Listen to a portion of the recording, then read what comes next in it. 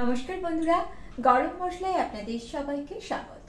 চলুন দেখে নেওয়া যাক আজকে আপনাদের জন্য কি রেসিপি নিয়ে এসেছি। রোজ একঘেয়ে রুটি খেতে আমাদের কারোরই ভালো লাগে না, আবার লুচি পরোটা খেতে গেলেও এতটাই তেল লাগে, সেক্ষেত্রে সেটা আবার স্বাস্থ্যের পক্ষে ভালো নয়। তাই আজকে এমন একটা রেসিপি নিয়ে চলে এসেছি যেখানে খুব কম তেলে ভীষণ টেস্টি একটা রেসিপি তৈরি হয়ে যাবে এবং খুব কম সময়ে এই রেসিপিটা আপনারা তৈরি করে নিতে পারবেন। তাহলে চলুন আমরা চলে যাই রেসিপিতে। একটা বোলের মধ্যে 1 কাপ রুম টেম্পারেচারে থাকা টক দই নিয়ে নিলাম। এর মধ্যে দিয়ে দিচ্ছি স্বাদ অনুযায়ী লবণ। আমি হাফ চামচ মতো লবণ দিয়েছি। 1 চামচ চিনি দিয়ে দিলাম।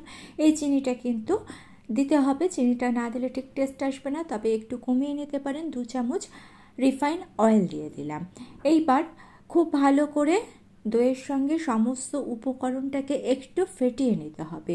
মোটামুটি 3 থেকে 3.5 মিনিট মতো ফেটিয়ে নিয়ে এর মধ্যে অ্যাড করে দিচ্ছি ময়দা। প্রথমে 2 কাপ ময়দা দিচ্ছি, এরপরে যদি প্রয়োজন পড়ে সেক্ষেত্রে আবার ময়দা অ্যাড করে দেবো। দিয়ে দিলাম হাফ চামচ বেকিং সোডা। এইবার সমস্ত উপকরণগুলোকে হাতের সাহায্যে ভালো করে মিশিয়ে নিয়ে একটা ডো আমি রেডি করে নেব। এখানে জলের প্রয়োজন পড়বে না, দইয়ের থেকে যে জলটা বেরোবে তাতেই ডোটা তৈরি হয়ে যাবে। দেখুন ডোটা খুব নরম আছে, তাই আরও খানিকটা ময়দা, হাফ কাপ মতো ময়দা আমি অ্যাড করে দিয়েছি। এইবার ভালো করে মেখে নিচ্ছি। জল ছাড়াই এই মিশ্রণটা তৈরি করে নিতে হবে। আর দেখুন হাতে এরকম লেগে লেগে আসছে, এই রকম নরম তৈরি হবে। রুটি, লুচি, পরোটার জন্য যেরকম ডো আমরা তৈরি করি, এই ডোটা তার থেকে একটু নরম তৈরি করতে হবে। দেখুন এইরকম হাতে লেগে লেগে আসবে, এই রকমই নরম হবে। আর এটা মাখতে মাখতে দেখবেন আর পরবর্তীকালে হাতে লাগবে না।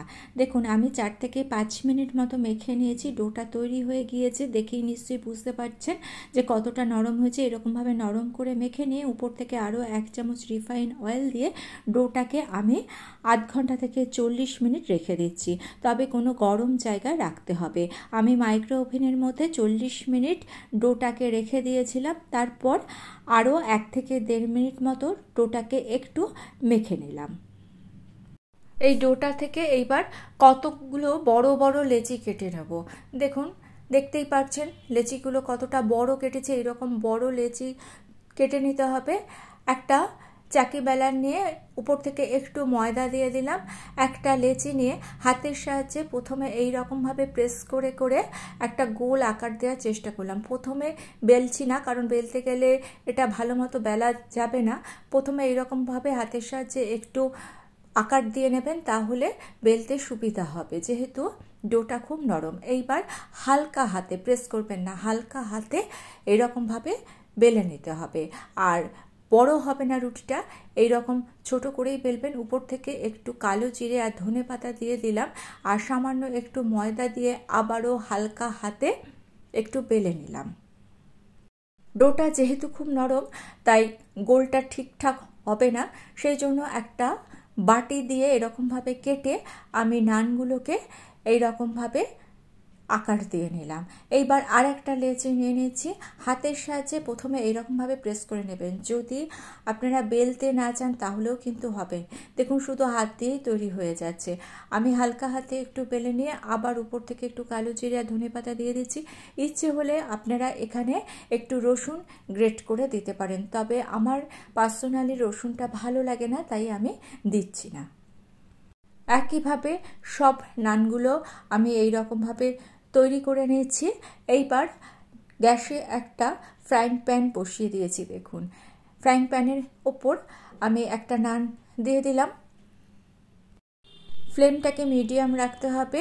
উপর থেকে দেখুন যখন একটু ফুলে ফুলে আসবে তখন এর মধ্যে দিয়ে দিচ্ছি হাফ চামচ বাটার। আমি হাফ চামচ বাটার দিয়েছি, ইচ্ছে হলে আপনারা বাটারের পরিমাণ আরও কমিয়ে দেবেন। এইবার উল্টে দিলাম, উল্টে পাল্টে এইবার ফ্রাই করে নিতে হবে। আর যদি মনে হয় বাটার খাবেন না, সেক্ষেত্রে অল্প একটু তেল দেবেন। যতটা তেল আপনাদের পছন্দ ততটাই দেবেন। তবে বাটার আর তেল দুটোর মধ্যে টেস্টের তো ডিফার হবেই, সেক্ষেত্রে কিছু করার নেই। তবে বাটারটা অল্প করেও দিতে পারেন। দেখুন মিডিয়াম ফ্লেমে উল্টে পাল্টে কালার ধরা পর্যন্ত আমি ভেজে নিচ্ছি। খুব বেশি সময় ধরে ভাজবেন না, লো ফ্লেমেও ভাজবেন না, হাই ফ্লেমেও ভাজবেন না। এই রকমভাবে একটু স্প্যাচুলা দিয়ে প্রেস করে করে মিডিয়াম ফ্লেমে ভাজবেন, ভীষণ সফট হবে। একেবারে অনুষ্ঠান বাড়ির স্টাইলের বাটার নান কিন্তু খুব সহজেই দেখুন তৈরি হয়ে গেল। আর এই বাটার নানের সঙ্গে চানা মশলা খুব ভালো যায়। আমি নিরামিষ চানা মশলার একটা রেসিপি রিসেন্টলি আপলোড করেছি, ডেসক্রিপশন বক্সে লিঙ্ক দিয়ে দেবো, ইচ্ছে হলে আপনারা দেখে নিতে পারেন। এইবার আর একটা নান আমি দিয়ে দিলাম, একই রকমভাবে উপর থেকে একটু বাটার দিয়ে দিলাম, তারপর উল্টে পাল্টে ভেজে নিচ্ছি। বাড়িতে এইরকমভাবে অনুষ্ঠান বাড়ির স্টাইলে বাটার নান বানানোর অনুরোধ রইল। ভালো লেগে থাকলে চ্যানেলটা সাবস্ক্রাইব করে নিয়ে পাশে থাকা বেল আইকনটা প্রেস করে দিয়ে অল অপশনটা ক্লিক করে দেবেন। তাহলে যখনই নতুন কোনো ভিডিও আপলোড করব তার নোটিফিকেশন আপনাদের কাছে পৌঁছে যাবে। আর একটু ধৈর্য ধরে প্রেস করে করে 4 থেকে 5 মিনিট সময় ধরে ভেজে নেবেন, তাহলে ভেতরটা খুব সুন্দরভাবে তৈরি হয়ে যাবে। সব বাটার নানগুলো একইভাবে আমি ভেজে নিলাম। আর বাড়িতে বানালে কিন্তু অবশ্যই কমেন্টস করে জানাতে ভুলবেন না আপনাদের কেমন লাগলো। আজকে এই পর্যন্ত, ভালো থাকবেন, সুস্থ থাকবেন।